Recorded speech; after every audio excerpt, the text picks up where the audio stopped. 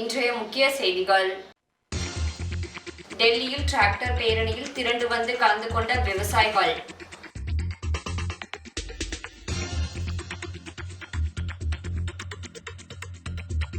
அமெரிக்க நாடாளுமன்றத்தில் நடந்த வன்முறையில் 4 பேர் பலி.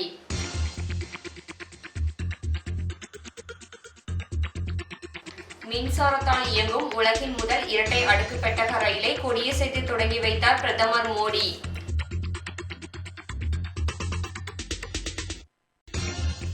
மருத்துவமனையிலிருந்து வீடு திரும்பினார் கங்குலி, நலமாக இருப்பதாக அறிவிப்பு.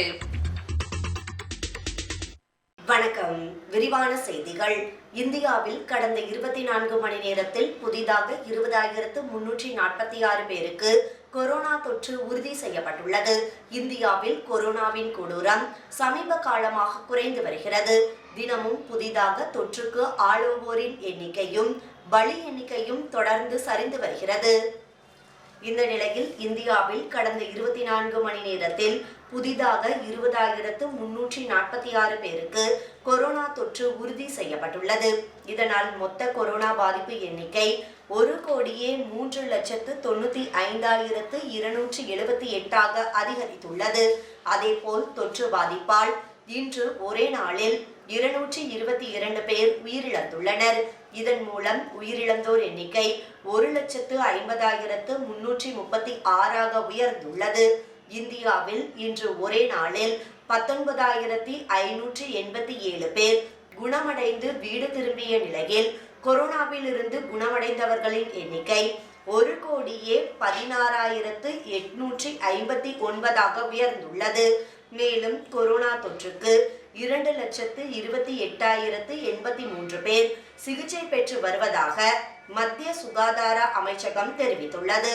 இந்தியாவில் இதுவரை 17,84,995 மாதிரிகள் பரிசோதிக்கப்பட்டுள்ளதாகவும் இந்தியா முழுவதும் நேற்று 9,37,590 மாதிரிகள் பரிசோதிக்கப்பட்டுள்ளதாக இந்திய மருத்துவ ஆராய்ச்சி கவுன்சில் தெரிவித்துள்ளது. அரசுடன் நாளை பேச்சுவார்த்தை நடைபெற உள்ள நிலையில் டெல்லியில் விவசாயிகள் இன்று டிராக்டர் பேரணியில் ஈடுபட்டு உள்ளனர்.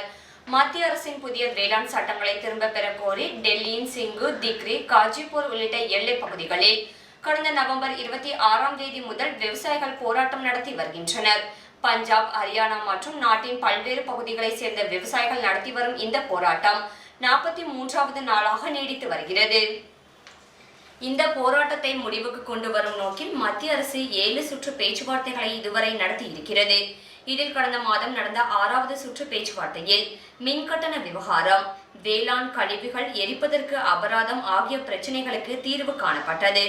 ஏனெனும் வேளாண் சட்டங்களை திரும்ப பெறுதல், குறைந்தபட்ச ஆதரவு விலைக்கு சட்டப்பூர்வ உத்தரவாதம் ஆகிய 2 கோரிக்கைகள் தொடர்பாக இன்னும் ஒருமித்த கருத்து எட்டப்படவில்லை. இது தொடர்பாக கடந்த 4ஆம் தேதி நடந்த 7வது சுற்று பேச்சுவார்த்தையும் தோல்வியில் முடிந்தது. எனவே இரு தரப்பினரும் நாளை மீண்டும் பேச்சுவார்த்தை நடத்த திட்டமிட்டு உள்ளனர். இதில் தீர்வு எட்டப்படும் என மத்திய அரசு நம்பிக்கை வெளியிட்டு உள்ளது. இந்நிலையில் டெல்லியில் விவசாயிகள் அணி திரண்டு டிராக்டர் பேரணி நடத்த முடிவு செய்து உள்ளனர். இதனை முன்னிட்டு வன்முறை சம்பவங்கள் எதுவும் நடந்துவிடாமல் இருக்க முன்னெச்சரிக்கை நடவடிக்கையாக எல்லை பகுதிகளில் பலத்த காவல்துறை பாதுகாப்பு போடப்பட்டு இருந்தது. இதேபோன்று முக்கிய பகுதியான சிங்கு எல்லையில் காவல்துறையினர் அதிக அளவில் குவிக்கப்பட்டு இருந்தனர். விவசாயிகளின் டிராக்டர் பேரணியை முன்னிட்டு ஹரியானாவில் உள்ள குண்ட்லி, மனேசர், பல்வால் சுங்கசாவடி பகுதியிலும் காவல்துறை பாதுகாப்பு பலப்படுத்தப்பட்டு இருந்தது. விவசாயிகள் பல்வால் பகுதி வரை டிராக்டர் பேரணியாக செல்ல முடிவு செய்து இருந்தனர். பின்னர் இதில் மாற்றம் செய்து நொய்டா வரை டிராக்டரில் பேரணியாக சென்றுவிட்டு காஜிப்பூருக்கு திரும்புவது என்று முடிவு செய்து உள்ளனர். பேரணியை கண்காணிக்க காவல்துறையினர் போதிய அளவில் குவிக்கப்பட்டு உள்ளனர். பேரணியை வீடியோ பதிவு செய்யவும் நடவடிக்கைகள் எடுக்கப்பட்டு உள்ளன என்று காஷியாபாத் மாவட்டத்திற்கான கூடுதல் மாவட்ட மேஜிஸ்ட்ரேட் சைலேந்திரகுமார் சிங் கூறியுள்ளார். ஹரியானாவில் பல்வால் பகுதியில் இருந்தும் விவசாயிகள் பேரணியாக டிராக்டரில் புறப்பட்டு சென்று உள்ளனர். ராஷ்டிரிய கிசான் மஸ்தூர் மகா சங்க தேசிய தலைவர் சிவகுமார் கஹா கூறும் பொழுது, சிங்கு எல்லை வரை பேரணியாக செல்ல இருக்கிறோம் என கூறியுள்ளார். வேளாண் சட்ட எதிர்ப்புகளை வெளிப்படுத்தும் வகையில் விவசாயிகள் திரளாக பேரணியில் கலந்து கொண்டு வருகின்றனர். அமெரிக்க அதிபர் தேர்தலில் ஜனநாயக கட்சி வேட்பாளரான ஜோ பைடன் வெற்றி பெற்றார். இவர் வருகிற 20ஆம் தேதி நடைபெறவுள்ள பதவியேற்பு விழாவில் முறைப்படி அமெரிக்காவின் 46வது அதிபராக பொறுப்பேற்க உள்ளார்.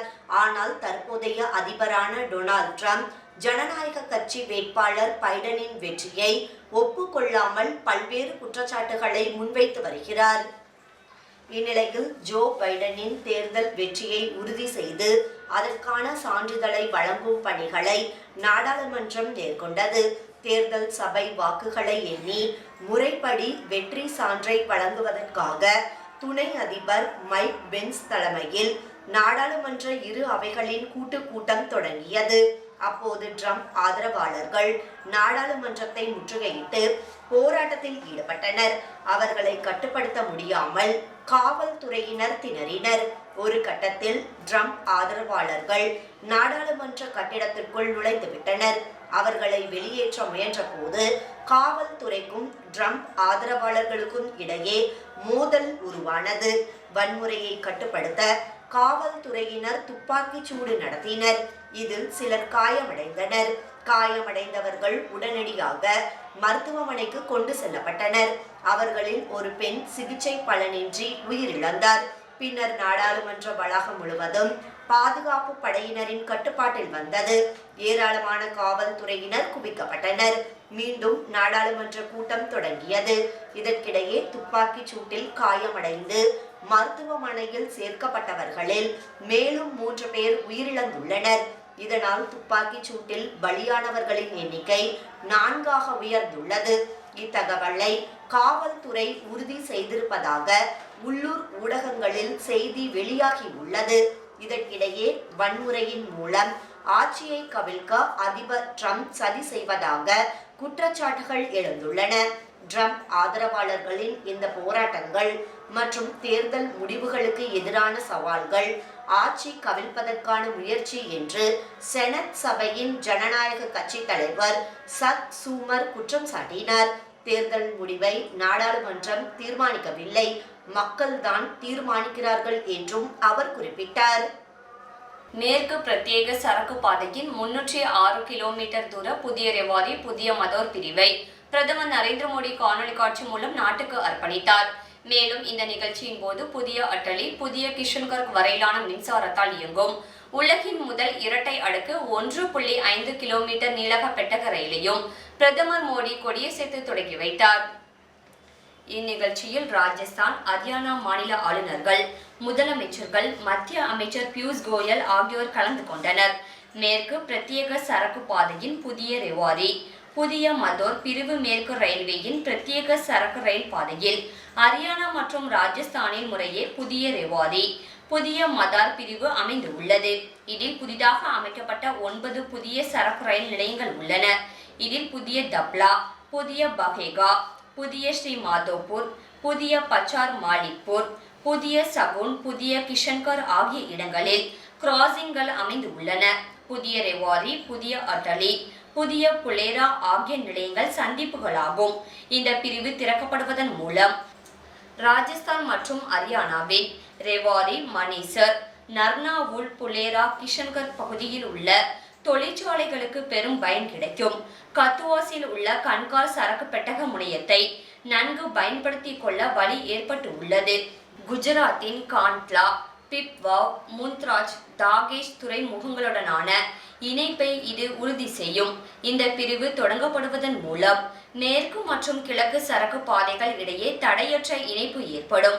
முன்னதாக 2020 டிசம்பர் 29ஆம் தேதி கிழக்கு சரக்கு ரயில் பாதையின் புதிய பாவ்பூர் புதிய குஜராத் பிரிவை பிரதமர் மோடி நாட்டுக்கு அர்ப்பணித்து வைத்தார். சீர்திருத்தத்திற்கு பின்னால் உள்ள உணர்வுகளை புரிந்து கொள்ளுங்கள் என்று டெல்லியில் போராடும் விவசாயிகளுக்கு வேளாண் அமைச்சர் வேண்டுகோள் விடுத்துள்ளார். வேளாண் சட்டங்களுக்கு எதிராக போராடி வரும் விவசாயிகளுடன் மத்திய அரசு நாளை மீண்டும் பேச்சுவார்த்தை நடத்துகிறது. இந்த நிலையில் ஒரு சில விவசாய அமைப்புகளை சேர்ந்த பிரதிநிதிகள் நேற்று மத்திய வேளாண் அமைச்சர் நரேந்திர சிங் தோமரை சந்தித்து வேளாண் சட்டங்களுக்கு தங்கள் ஆதரவை தெரிவித்தனர். அவர்களுடன் கலந்துரையாடிய தோமர் பின்னர் செய்தியாளர்களிடம் பேசினார். அப்போது அவர் கூறும்போது, நாடு முழுவதும் உள்ள அனைத்து விவசாயிகளின் நலன்களையும் பாதுகாக்க அரசு உறுதி பூண்டுள்ளது. அதனால்தான் சட்டங்களை ஆதரித்து எங்களை சந்திக்க வரும் விவசாயிகளுடன் நாங்கள் பேசுகிறோம். அதேபோல எதிர்ப்பு தெரிவிக்கும் விவசாயிகளுடன் பேச்சுவார்த்தையும் நடத்துகிறோம் என்றார். நாடு முழுவதிலும் இருந்து ஏராளமான விவசாயிகள் இந்த சட்டங்களை ஆதரிப்பதாக தெரிவித்த அவர், இதற்காக அவர்களுக்கு நன்றி தெரிவிப்பதாக கூறினார். வேளாண் சீர்திருத்தங்களுக்கு பின்னால் உள்ள உணர்வுகளை போராட்டத்தில் ஈடுபட்டுள்ள விவசாயிகள் உணர வேண்டும் என கேட்டுக்கொண்ட அவர், இந்த விவகாரத்தில் தனக்கு நம்பிக்கை இருப்பதாக தெரிவித்தார். விவசாயிகள் நலன்களுக்கு முக்கியத்துவம் அளிப்பதாகவும் இதற்காக ஆக்கப்பூர்வமான பேச்சுவார்த்தை மூலம் முடிவு எட்டப்படும் எனவும் அவர் கூறினார். வரும் சட்டசபை தேர்தலில் மக்கள் நீதி மய்யம் கட்சி ஆட்சிக்கு வந்தால் வீட்டுக்கு ஒரு கம்ப்யூட்டர் வழங்கப்படும் என அக்கட்சி தலைவர் கமல்ஹாசன் வாக்குறுதி அளித்தார். நடிகரும் மக்கள் நீதி மய்யம் கட்சி தலைவருமான கமல்ஹாசன் வரும் சட்டசபை தேர்தலுக்காக இப்போது இருந்தே பிரச்சாரம் செய்து வருகிறார். பிரச்சாரத்தின் போது சில வாக்குறுதிகளையும் அவர் வெளியிட்டு வருகிறார். அந்த வகையில் இல்லத்தரசிகளுக்கு ஊதியம் வழங்கும் திட்டத்தையும் கூறினார். இதற்கு பலர் ஆதரவு கருத்து தெரிவித்தனர். இந்நிலையில் வேலூர் மாவட்டம் குடியாத்தம் காட்பாடி அணைக்கட்டு பகுதிகளில் பிரச்சாரம் மேற்கொண்டார். காட்பாடியில் கொட்டும் மழையில் நனைந்தபடி மக்கள் மத்தியில் பிரச்சாரம் செய்தார். பின்னர் வேலூர் அண்ணா சாலையில் உள்ள தனியார் மண்டபத்தில் கட்சி நிர்வாகிகளை சந்தித்து பேசும்போது, மக்கள் நீதி மய்யத்தின் வளர்ச்சியை பிடித்தவர்கள் பிடிக்காதவர்கள் கூட இப்போது வியந்து போய் பார்க்கின்றனர். தமது கட்சி ஆட்சிக்கு வந்தால் வீட்டிற்கு ஒரு கம்ப்யூட்டர் வழங்கப்படும் என தெரிவித்தார். பஞ்சாப் மாநிலத்தில் இன்று முதல் பள்ளிகளை திறக்க அம்மாநில அரசு முடிவு செய்துள்ளது.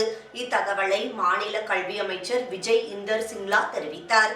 அவர் மேலும் கூறிய போது, பள்ளி தலைமை ஆசிரியர்கள், பெற்றோர் ஆகியோரிடம் கருத்து கேட்டதன் அடிப்படையில் பள்ளிகளை திறக்க முதலமைச்சர் அமரிந்தர் சிங் ஒப்புதல் அளித்துள்ளார். அரசு பள்ளிகள், அரசு உதவி பெறும் பள்ளிகள், தனியார் பள்ளிகள் ஆகியவற்றில் 5 முதல் 12ஆம் வகுப்பு வரையிலான மாணவர்களுக்கு பள்ளிகள் திறக்கப்பட்டன. காலை 10 மணி முதல் பிற்பகல் 3 மணி வரை பள்ளிகள் செயல்பட்டன. பள்ளி மாணவர்களின் பாதுகாப்பை உறுதி செய்யும் வகையில் கொரோனா தடுப்பு விதிமுறைகளை கண்டிப்பாக பின்பற்றுமாறு பள்ளி நிர்வாகங்களுக்கு உத்தரவிடப்பட்டுள்ளது என்று அவர் கூறினார். அசாம் மாநிலத்தில் பெண்களின் கல்வியை ஊக்குவிக்கும் வகையில் பள்ளி செல்லும் பெண் குழந்தைகளுக்கு நிதியுதவி வழங்க அந்த மாநில அரசு முடிவு செய்து உள்ளது. பெண் குழந்தைகள் கல்வி கற்பதை ஊக்குவிக்கும் விதமாக நிதியுதவி வழங்கப்படும் என அசாம் மாநில அரசு தெரிவித்துள்ளது. இதுகுறித்து அந்த மாநிலத்தின் கல்வித்துறை அமைச்சர் ஹிமாந்தா பிஸ்வா சர்மா கூறும்போது, பெண்களின் கல்வியை ஊக்குவிப்பதற்காக அவர்களுக்கு நிதியுதவி உள்ளிட்ட சலுகைகளை வழங்க அரசு முடிவு செய்துள்ளதாக தெரிவித்தார். அதன்படி பள்ளி செல்லும் பெண் குழந்தைகளுக்கு ஒவ்வொரு நாளும் 100 ரூபாய் ஊக்கத்தொகை வழங்கப்படும் என்றும் இந்த திட்டம் இந்த மாத இறுதியில் தொடங்கப்படும் என்றும் அவர் கூறியுள்ளார். மேலும் 12ஆம் வகுப்பில் அதிக மதிப்பெண்கள் பெறும் மாணவிகளுக்கு இருசக்கர வாகனம் வழங்கப்படும் என்றும் அவர் தெரிவித்தார். உடல் நலக்குறைவு காரணமாக மருத்துவமனையில் சிகிச்சை பெற்று வந்த சௌரவ் கங்குலி வீடு திரும்பினார். இந்திய கிரிக்கெட் கட்டுப்பாட்டு வாரியத்தின் தலைவரான சௌரவ் கங்குலிக்கு கடந்த 2ஆம் தேதி லேசான மாரடைப்பு ஏற்பட்டது. இதைத் தொடர்ந்து கொல்கத்தாவில் உள்ள உட்லாண்ட்ஸ் மருத்துவமனையில் அவர் அனுமதிக்கப்பட்டார். அவருக்கு நடத்தப்பட்ட பரிசோதனையில் இதயத்திற்கு செல்லும் இரத்த குழாயில் 3 அடைப்புகள் இருந்தது தெரிய வந்தது. இதில் ஒரு அடைப்பு ஆஞ்சியோபிளாஸ்டி மூலம் நீக்கப்பட்டது. மற்ற அடைப்புகள் நீக்குவது குறித்து பின்னர் முடிவு செய்யப்பட உள்ளது. இதன் பிறகு கங்குலி நல்ல நிலையில் இருப்பதாக மருத்துவமனை தரப்பில் தெரிவிக்கப்பட்டது. இந்த நிலையில் மருத்துவமனையில் இருந்து கங்குலி இன்று வீடு திரும்பினார். மருத்துவமனையிலிருந்து வெளியே வந்த அவர் நிருபர்களிடம் கூறிய போது, நான் மிகவும் நலமாக இருக்கிறேன். மருத்துவமனையில் எனக்கு சிகிச்சை அளித்த மருத்துவர்கள், செவிலியர்கள் மற்றும் ஒவ்வொருவருக்கும் நன்றியை தெரிவித்துக் கொள்கிறேன் என்று அவர் கூறினார். 48 வயதான கங்குலி தனியார் வாகனத்தில் மருத்துவமனையிலிருந்து வீட்டுக்கு சென்றார். வீட்டில் அவர் தினசரி கண்காணிப்பில் இருப்பார் என்று அவருக்கு சிகிச்சை அளித்த மருத்துவமனை நிர்வாகம் தெரிவித்தது. சமீபத்திய கணக்கெடுப்புப்படி ஒடிசாவின் சிலிகா ஏரிக்கு 11 லட்சத்துக்கும் அதிகமான பறவைகள் இந்த ஆண்டு வந்துள்ளன. 190 இனங்களை சேர்ந்த 11 லட்சத்துக்கும் அதிகமான பறவைகள் இந்த ஆண்டு சிலிகா ஏரிக்கு வந்துள்ளன என்று சமீபத்திய கணக்கெடுப்பு தெரிவிக்கிறது. இந்த ஆண்டு பறவைகளின் வரவு கடந்த ஆண்டை விட அதிகம் என தெரிவிக்கப்பட்டு உள்ளது. இது குறித்து சிலிகா ஏரி மேம்பாட்டு தலைமை அலுவலர் சுஷந்த் நந்தா 2018-19 ஆண்டுகளில் 160 சதுர கிலோமீட்டர் ஆக்கிரமிப்புகளை நீக்கினோம். அதன் பலனாக பறவைகள் வரவு அதிகரித்து உள்ளது. நீர்நிலை சார்ந்து வாழும் பறவைகளின் எண்ணிக்கை அதிகரித்து இருப்பது ஆரோக்கியமான சுற்றுச்சூழலுக்கான அறிகுறியாகும். இடம்பெயர்ந்து வரும் பறவைகளுக்கு சிலிகா ஏரி கொர்க்கமாக திகழ்கிறது என்றார். 190 இனங்களை சேர்ந்த பறவை இந்த ஆண்டு சிலிகா ஏரிக்கு வந்துள்ளன. அதில் 111 இனங்கள் வெளிநாட்டு பறவைகள், 79 இனங்கள் இந்திய பறவைகள் என நந்தா தெரிவித்தார். ஒவ்வொரு ஆண்டும் தங்கி, பலுகான், ரம்பா, சதப்படா, சிலிகா ஆகிய 5 இடங்களில் 21 குழுக்கள் பறவைகள் கணக்கெடுப்பை நடத்துகின்றனர். பூரி, குத்ரா, கஞ்சம் ஆகிய 3 மாவட்டங்களில் பரவி இருக்கும் சிலிகா ஏரியின் அளவு 1100 சதுர கிலோமீட்டர் ஆகும்.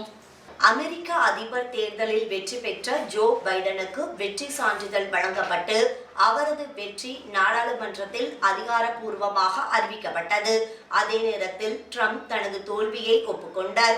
கடந்த நவம்பர் மாதம் நடந்து முடிந்த அதிபர் தேர்தலில் ஜோ பைடன் அதிக வாக்குகளை பெற்று அமெரிக்காவின் அடுத்த அதிபராக தேர்வானார். ஆனால் இந்த வெற்றியை தற்போது அதிபராக உள்ள ட்ரம்ப் ஏற்க மறுத்து ஜோ பைடன் தேர்தலில் முறைகேடு செய்து வென்றதாக குற்றச்சாட்டை முன்வைத்தார். இந்நிலையில் ட்ரம்பின் ஆதரவாளர்கள் தலைநகர் வாஷிங்டனில் மாபெரும் கண்டன பேரணிகளை நடத்தினர். நாடாளுமன்ற கட்டிட வளாகத்தில் நுழைந்த ஆதரவாளர்கள் வன்முறையில் ஈடுபட்டனர். இதனால் ட்ரம்ப் ஆதரவாளர்களுக்கும் காவல்துறையினருக்கும் ஏற்பட்ட மோதல் வன்முறையாக வெடித்ததில் பெண் உள்பட 4 பேர் பலியாகினர். காவல்துறை அதிகாரிகள் உள்பட பலர் காயமடைந்தனர். 50க்கும் அதிகமானோர் கைது செய்யப்பட்டனர். இதனிடையே நாடாளுமன்ற இரு அவைகளிலும் ஜனநாயக கட்சி பெரும்பான்மையை பெற்றதை அடுத்து பைடனுக்கு வெற்றி சான்றிதழ் வழங்கப்பட்டது. இரு அவைகளிலும் ஜனநாயக கட்சி பெரும்பான்மையை பெற்றது அதிகாரப்பூர்வமாக அறிவிக்கப்பட்டுள்ளது. ஜோ பைடனின் வெற்றியை அந்நாட்டு நாடாளுமன்றம் உறுதி செய்த நிலையில் அதிகார மாற்றத்திற்கு ட்ரம்ப் ஒப்புதல் அளித்தார். மேலும் தேர்தல் முடிவில் தனக்கு உடன்பாடு இல்லாவிட்டாலும் ஜனவரி 20 முறையாக அதிகார மாற்றம் நடைபெறும் என அறிக்கை விடுத்துள்ளார். குடியிருப்பு கட்டிடத்தை அனுமதியின்றி ஹோட்டலாக மாற்றியதாக பாலிவுட் நடிகர் சோனு சூட் மீது வழக்கு பதிவு. செம்பூரில் மாணவர்கள் பயன்பெறும் வகையில் பள்ளியில் புதுமையான நடவடிக்கை அறிமுகம்.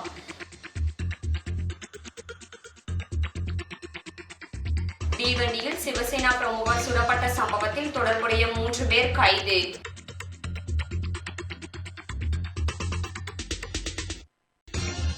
தானா பகுதியில் இறந்த பறவைகளுக்கு பறவை நோய் தொற்று இல்லை என தகவல்.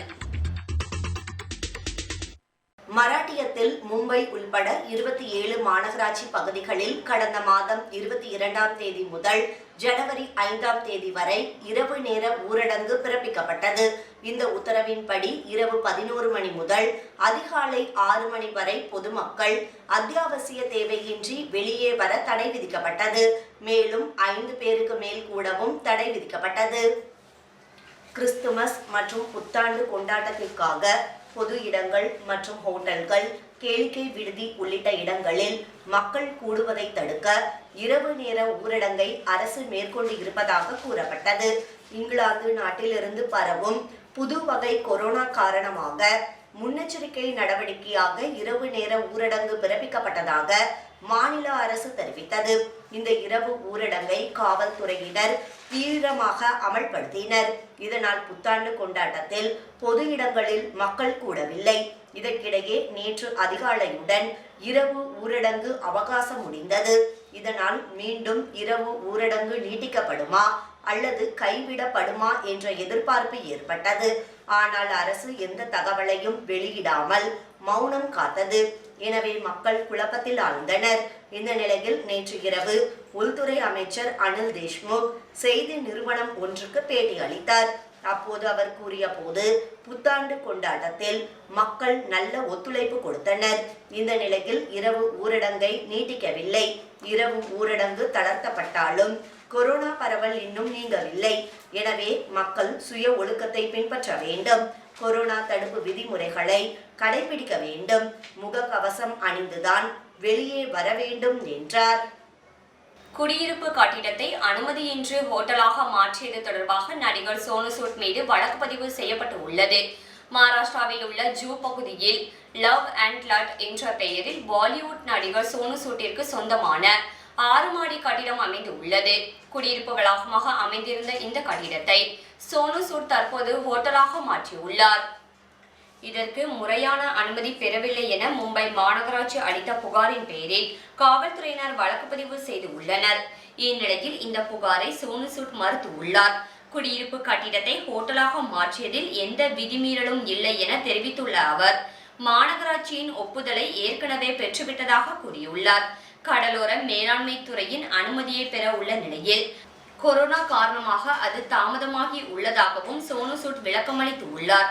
இதை தங்கும் விடுதி ஹோட்டலில்தான் கொரோனா ஊரடங்கின் போது ஊருக்கு செல்ல முடியாமல் பரிதவித்த மக்கள் மற்றும் மருத்துவர்களை சோனு சூட் தங்க வைத்து உணவும் அளித்து உதவி செய்தார்.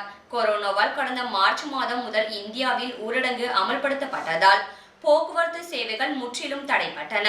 தங்கள் ஊருக்கு செல்ல முடியாமல் தவித்து வந்த 20,000க்கும் மேற்பட்ட புலம்பெயர் தொழிலாளர்களை தனது சொந்த செலவில் ஊருக்கு அனுப்பி வைத்து அனைவரின் பாராட்டுகளையும் பெற்றவர் பாலிவுட் நடிகர் சோனு சூட் என்பது குறிப்பிடத்தக்கது. மும்பை மேயர் கிஷோரி பெட்னேக்கருக்கு கொலை மிரட்டல் விடுத்த நபரை குஜராத்தில் காவல்துறையினர் கைது செய்துள்ளனர். மும்பை மாநகர மேயர் கிஷோரி பெட்னேக்கருக்கு கொலை மிரட்டல் விடுத்த நபரை குஜராத் மாநிலம் ஜாம் நகரில் வைத்து காவல்துறையினர் கைது செய்தனர்.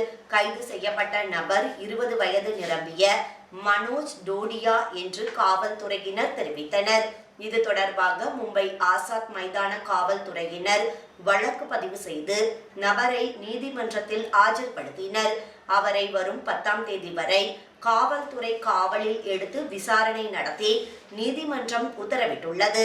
கடந்த மாதம் 21ஆம் தேதி மேயருடன் செல்போனில் பேசிய நபர் கொலை மிரட்டல் விடுத்து இருந்தார். வசாய் விரார் பகுதியில் நவ்நிர்மாண் சேனா கட்சி தொண்டர்கள் குடும்ப உறுப்பினர்களை அவமதித்த காவல்துறை ஆய்வாளர் மீது நடவடிக்கை எடுக்க மாநில உள்துறை அமைச்சரிடம் கோரிக்கை விடுக்கப்பட்டு உள்ளது. சமீபத்தில் நாலா சோப்ரா பகுதியில் மாநில பொதுப்பணித்துறை அமைச்சர் ஏக்நாத் ஷிண்டே கலந்து கொண்ட நிகழ்ச்சியில் கோஷமிட்டு ரகளையில் ஈடுபட்ட 2 நவ்நிர்மாண் சேனா கட்சி தொண்டர்கள் கைது செய்யப்பட்டனர். இந்நிலையில் நடவடிக்கை எடுத்த காவல்துறை ஆய்வாளர் கைது செய்யப்பட்ட தொண்டர்களின் தாய் மற்றும் சகோதரி ஆகியோரை அவமதித்ததாக குற்றச்சாட்டு எழுந்துள்ளது. அதனைத் தொடர்ந்து காவல்துறை ஆய்வாளர் ராஜேந்திர காம்லே மீது நடவடிக்கை எடுக்க கோரி சட்டமன்ற உறுப்பினர் ராஜு பாட்டீல் மாநில உள்துறை அமைச்சர் அனில் தேஷ்முக்கிற்கு கடிதம் எழுதியுள்ளார். அதில் காவல்துறை அதிகாரியை இடைநீக்கம் செய்ய கோரி குறிப்பிட்டுள்ளார். செம்பூர் பகுதியில் உள்ள சுவாமி முக்தானந்த் உயர்நிலை பள்ளி பல்வேறு வசதிகளுடன் செயல்பட்டு வருகிறது. செம்பூர் பகுதியில் உள்ள சுவாமி முக்தானந்த் உயர்நிலை பள்ளியில் பூந்தோட்டம் அமைத்து மாணவ மாணவியர்களை கவரும் வகையில் உருவாக்கப்பட்டுள்ளது. பள்ளி வளாகத்தில் கவிதைகளுடன் கூடிய பலகைகள் அமைக்கப்பட்டு உள்ளது. மேலும் அவற்றை பாதுகாக்கும் வகையில் அலங்கரிக்கப்பட்ட குடைகளும் இடம்பெற்று உள்ளது. இது குறித்து ஆசிரியர் ஒருவர் கூறிய போது, பள்ளி மாணவ மாணவியர்களுக்கு மராத்தி கவிதை குறித்து அறிமுகம் செய்யவே இது உருவாக்கப்பட்டு வருவதாக தெரிவித்தார். பள்ளி மாணவ மாணவியர்களை வரவேற்கும் வகையில் பள்ளி தயார் நிலையில் உள்ளது. பீவண்டியில் சிவசேனா பிரமுகர் தீபக் மாத்ரே மீது துப்பாக்கியால் சுட்ட சம்பவத்தில் தொடர்புடைய 3 நபர்களை காவல்துறையினர் கைது செய்து உள்ளனர். பீவண்டி தாலுகா கேல்கர் பகுதியில் கடந்த 3ஆம் தேதி சிவசேனா பிரமுகர் தீபக் மாத்ரே துப்பாக்கியால் சுடப்பட்டார். இச்சம்பவம் தொடர்பாக காவல்துறையினர் சோனு பிரகாஷ், கிஷோர் போயிர் மற்றும் வைபவ் விஜய் ஆகிய 3 நபர்களை கைது செய்து உள்ளனர். இது குறித்து கூடுதல் காவல்துறை ஆணையர் சஞ்சய் கூறிய போது, வரும் 15ஆம் தேதி நடைபெறவுள்ள உள்ளாட்சி தேர்தலில் போட்டியிட தீபக் மாத்ரே வேட்புமனு தாக்கல் செய்து உள்ளார். இந்நிலையில் அரசியல் போட்டி காரணமாக அவர் மர்ம நபர்களால் துப்பாக்கியால் சுடப்பட்ட நிலையில் உயிர் தப்பினார். இது தொடர்பாக வழக்கு பதிவு செய்த நார்போலி காவல்துறையினர் 3 நபர்களை கைது செய்துள்ளனர் என்று தெரிவித்தார். புல்தானா பகுதியில் பல்வேறு குற்ற சம்பவங்களில் தொடர்புடைய தீபக் சிங் என்ற ரவுடியை காவல்துறையினர் கைது செய்துள்ளனர். புல்தானாவில் 22க்கும் மேற்பட்ட குற்ற சம்பவங்களில் தொடர்புடைய ரவுடி தீபக் சிங் என்ற நபரை காவல்துறையினர் கைது செய்துள்ளனர். அவர் மீது அவுரங்காபாத், ஜால்னா, நாந்தட் காவல் நிலையங்களில் பல்வேறு வழக்குகள் நிலுவையில் உள்ளது. புல்தானா நகரில் வைத்து கைது செய்யப்பட்ட நபர் மீது வழக்கு பதிவு செய்த காவல்துறையினர் விரிவான விசாரணை நடத்தி வருகின்றனர். கைது செய்யப்பட்ட தீபக் சிங் புல்தானா காஜட் பகுதியில் ரவுடியாக வலம் வந்துள்ளார். மும்பையில் போலி இணையதளம் மூலம் 10 கோடி ரூபாய்க்கு மேல் மோசடி சம்பவத்தில் ஈடுபட்ட 6 பேர் கொண்ட கும்பலை காவல்துறையினர் கைது செய்து உள்ளனர். ஆன்லைன் மூலம் 10,000 நபர்களிடம் ரூபாய் 10 கோடி மோசடி செய்த கும்பலை காவல்துறையினர் கைது செய்து உள்ளனர். இது குறித்து தகவல் தெரிவித்த சைபர் பிரிவு காவல்துறையினர் 6 நபர்கள் போபால் மற்றும் மேற்கு வங்க மாநிலத்திலிருந்து கைது செய்யப்பட்டதாக தெரிவித்தனர். மேலும் இந்த கும்பல் 125க்கும் மேற்பட்ட போலி இணையதள முகவரி ஏற்படுத்தி மோசடியில் ஈடுபட்டதாக தெரிவித்தனர். நபர் ஒருவர் 3.5 லட்சம் ரூபாய் இழந்த நிலையில் அளித்த புகாரின் பேரில் நடவடிக்கை எடுத்த காவல்துறையினர் கும்பலின் செயலுக்கு முற்றுப்புள்ளி வைத்தனர். மக்கள் இது குறித்து விழிப்புடன் இருக்குமாறு சைபர் பிரிவு காவல்துறையினர் வேண்டுகோள் விடுத்து உள்ளனர். மாநிலத்தில் பறவை காய்ச்சல் இல்லாவிட்டாலும் அரசு முன்னெச்சரிக்கை நடவடிக்கை எடுத்து வருவதாக மாநில கால்நடைத்துறை அமைச்சர் சுனில் கேதார் தெரிவித்தார். தானா பகுதியில் 12க்கும் மேற்பட்ட பறவைகள் உயிரிழந்த நிலையில் அவற்றின் மாதிரிகள் சோதனைக்கு உட்படுத்தப்பட்டது. இதில் அவை பறவை நோயால் உயிரிழக்கவில்லை என்று தெரிய வந்தது. இந்நிலையில் இது குறித்த தகவலை தெரிவித்த மாநில கால்நடைத்துறை அமைச்சர் சுனில் கேதார் கூறிய போது, மகாராஷ்டிரா மாநிலத்தில் பறவை காய்ச்சல் இல்லாத நிலையிலும் முன்னெச்சரிக்கை நடவடிக்கைகள் எடுக்கப்பட்டு வருவதாக தெரிவித்தார். தற்போது பறவை காய்ச்சல் கேரளா, ராஜஸ்தான், ஹிமாச்சல பிரதேசத்தில் பரவியுள்ளது குறிப்பிடத்தக்கது. தமிழ்நாடு எம்ஆர்பி செவிலியர் மேம்பாட்டு சங்கம் சார்பில் செவிலியர்களுக்கு பணி நிரந்தர அரசாணை வழங்க தமிழக அரசு நடவடிக்கை எடுக்க வலியுறுத்தி நெல்லை மாவட்ட ஆட்சியர் அலுவலகம் முன்பு கண்டன ஆர்ப்பாட்டம் நடைபெற்றது. நெல்லை மாவட்டத்தில் தமிழ்நாடு எம்ஆர்பி செவிலியர் மேம்பாட்டு சங்கம் சார்பில் மாநில செயலாளர் சுபின் தலைமையில் கண்டன ஆர்ப்பாட்டம் நடைபெற்றது. இந்த ஆர்ப்பாட்டத்தில் செய்தியாளர்களிடம் தெரிவிக்கும் போது, கடந்த 2015ஆம் ஆண்டு முதல் இன்று வரை மருத்துவ பணிகள் தேர்வு ஆணையத்தின் போட்டி தேர்வில் மதிப்பெண் அடிப்படையில் சுமார் 13,000 செவிலியர்கள் பணி அமர்த்தப்பட்ட நிலையில் 2 வருடம் ஒப்பந்த முறை பணி நிறைவு அடைந்ததும் காலமுறை ஊதியத்தில் ஈர்க்கப்படுவார்கள் என்று பணி நியமன ஆணையில் குறிப்பிட்டது. ஆனால் 6 வருடம் பணி நிறைவு பெற்ற நிலையிலும் இன்று வரை 2,000 செவிலியர்கள் மட்டுமே காலமுறை ஊதியத்திற்கு ஈர்க்கப்பட்டு உள்ளனர். 11,000க்கும் மேலான செவிலியர்கள் ஒப்பந்த முறையில் பணி செய்து கொண்டிருக்கின்றனர். நிரந்தர செவிலியர்களுக்கு இணையாக பணி செய்யும் எம்ஆர்பி ஒப்பந்த செவிலியர்களுக்கு நிரந்தர செவிலியர்களுக்கு வழங்கப்படும் ஊதியம் மற்றும் பலன்கள் அனைத்தும் கிடைக்க வேண்டும், சமவேளைக்கு சம ஊதியம் வழங்கப்பட வேண்டும் என்ற கோரிக்கையை முன்வைத்து கடந்த 2017ஆம் ஆண்டு முதல் இன்று வரை சுகாதாரத்துறைக்கு தமிழக அரசுக்கும் பலமுறை கோரிக்கை வைத்தும் இதுவரை செவிசாய்க்கவில்லை. இதனை கண்டித்தும் மற்றும் பல்வேறு கோரிக்கையை வலியுறுத்தியும் தமிழக அரசு மற்றும் சுகாதாரத்துறையை கவனத்தை ஈர்க்கும் விதமாக இன்று ஆர்ப்பாட்டம் நடைபெற்றது.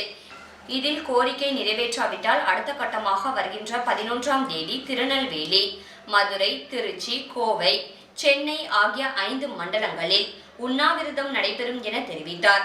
இந்த ஆர்ப்பாட்டத்தில் மாவட்ட தலைவர் ஆஷா அலிஷ் மாதரசி, செயற்குழு உறுப்பினர் அஜிதா, மாவட்ட துணை செயலாளர் அனிதா, மாவட்ட செயற்குழு உறுப்பினர் தங்க ஜாய் உட்பட நிர்வாகிகள் பலர் கலந்து கொண்டனர். மீண்டும் இன்றைய முக்கிய செய்திகள். டெல்லியில் டிராக்டர் பேரணியில் திரண்டு வந்து கலந்து கொண்ட விவசாயிகள்.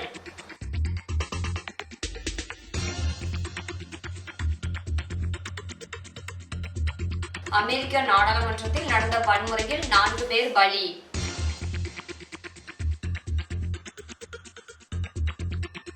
மின்சாரத்தால் இயங்கும் உலகின் முதல் இரட்டை அடுக்கு பெட்டக ரயிலை கொடியசைத்து தொடங்கி வைத்தார் பிரதமர் மோடி.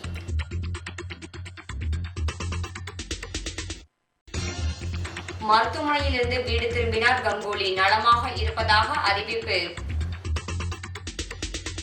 செய்திகள் இத்துடன் நிறைவடைகிறது. வணக்கம்.